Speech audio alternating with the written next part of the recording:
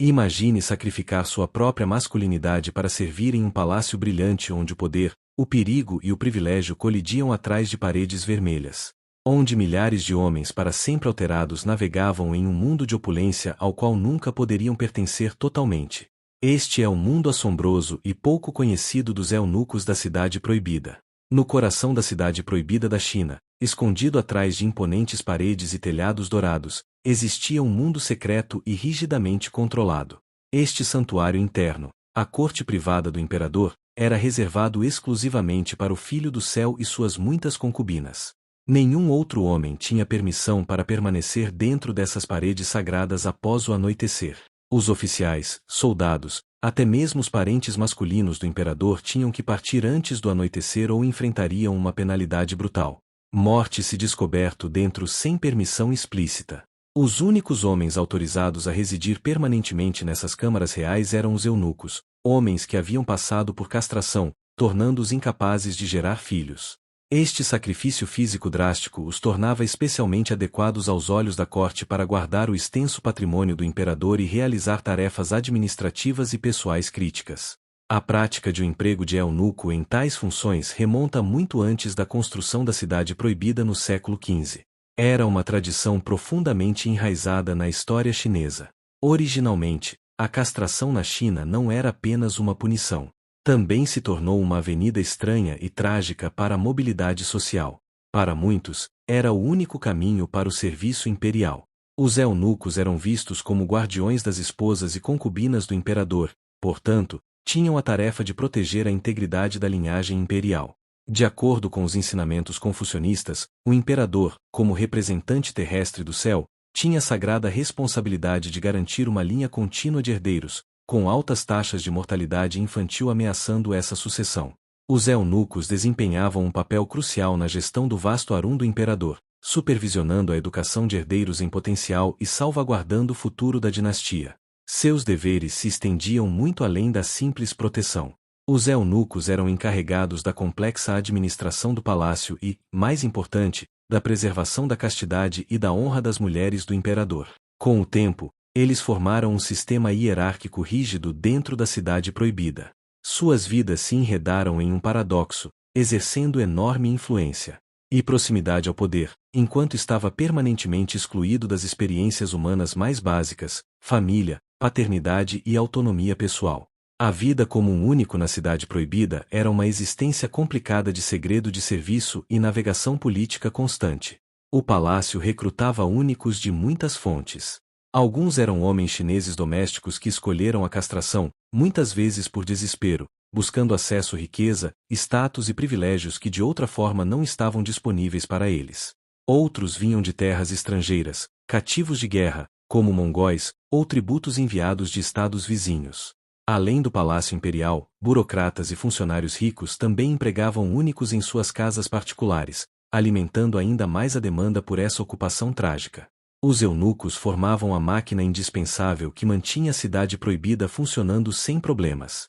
Eles administravam tudo, desde as tarefas mundanas da vida diária até as responsabilidades administrativas críticas que impactavam diretamente o conforto e o governo do imperador. A própria Cidade Proibida, um símbolo imponente do poder imperial, tornou-se o lar de milhares de eunucos que serviam como guardas, atendentes, assistentes pessoais e funcionários da corte. Sua lealdade completa era considerada garantidos por sua castração. Incapazes de gerar filhos ou estabelecer famílias rivais, eles eram considerados menos propensos a se envolver em corrupção ou má conduta sexual. No entanto, essa vida estava longe de ser idílica. A castração, muitas vezes realizada antes da puberdade e frequentemente contra a vontade do menino ou de sua família, era um procedimento perigoso e agonizante que carregava um alto risco de morte. Aqueles que sobreviveram carregaram cicatrizes físicas e emocionais para o resto da vida. Eles foram despojados de sua identidade como homens completos condenados a vidas sem realização romântica ou sexual, e estigmatizados por uma sociedade que os via como fracassados por não continuarem suas linhagens familiares. Isolados atrás dos muros do palácio por toda a vida, muitos eunucos nunca mais viram o mundo exterior apesar de seus papéis críticos. Eles eram frequentemente desprezados e maltratados por outros funcionários do palácio que os viam como inferiores, sujeitando-os a Frequentes abusos verbais, bodes expiatórios e até mesmo violência física. Sempre que um imperador tropeçava ou uma política falhava, os eunucos frequentemente assumiam a culpa, sofrendo duras consequências por decisões sobre as quais não tinham controle. No entanto, mesmo nessas circunstâncias sombrias, alguns eunucos conseguiram ascender a níveis surpreendentes de poder e privilégio, alguns poucos se tornaram os chefes. Eunucos estavam mais próximos do imperador do que qualquer outra pessoa, exercendo uma influência política que poderia rivalizar até mesmo com os ministros mais poderosos.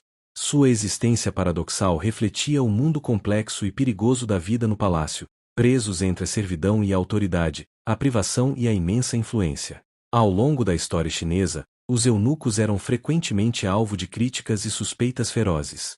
Estudiosos e burocratas confucionistas os retratavam como gananciosos, manipuladores e enganadores, em grande parte devido ao seu acesso próximo aos segredos imperiais e assuntos privados.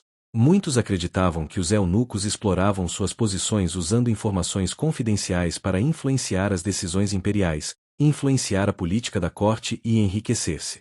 Essa reputação sombria foi ainda mais alimentada pelo fato de que a própria existência dos eunucos violava os ideais confucionistas que enfatizavam a necessidade de produzir herdeiros homens para continuar a linhagem familiar. Alguns imperadores, como o infame imperador Yongu, deram poder aos eunucos a níveis sem precedentes, permitindo-lhes supervisionar missões políticas, operações de espionagem e até mesmo questões de sucessão imperial. À medida que seus papéis se expandiam, os eunucos gradualmente assumiram tarefas antes reservadas para mulheres musicistas e administradoras do palácio, incorporando-se ainda mais ao próprio tecido do poder imperial. Curiosamente, em seu mundo profundamente restrito, alguns eunucos formaram parcerias emocionais com mulheres que serviam no palácio.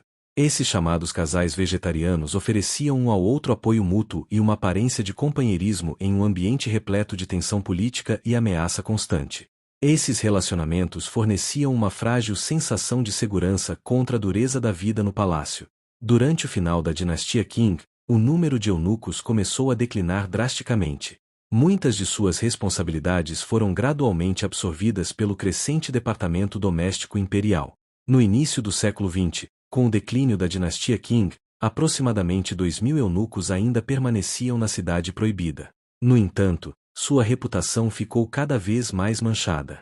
Muitos foram acusados de corrupção generalizada e roubo, explorando suas posições para ganho pessoal em meio às crescentes dificuldades econômicas da China.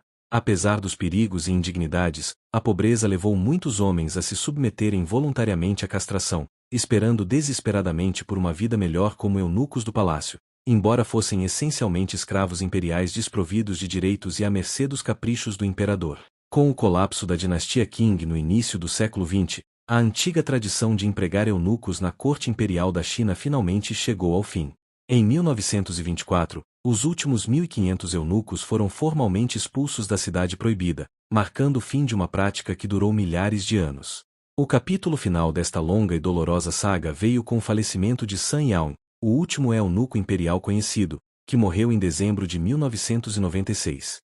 Sua morte simbolizou não apenas o fim da instituição eunucos, mas também as mudanças sociais radicais que transformaram a China, deixando de lado tradições centenárias e fechando os portões para sempre. Muito obrigado por assistir.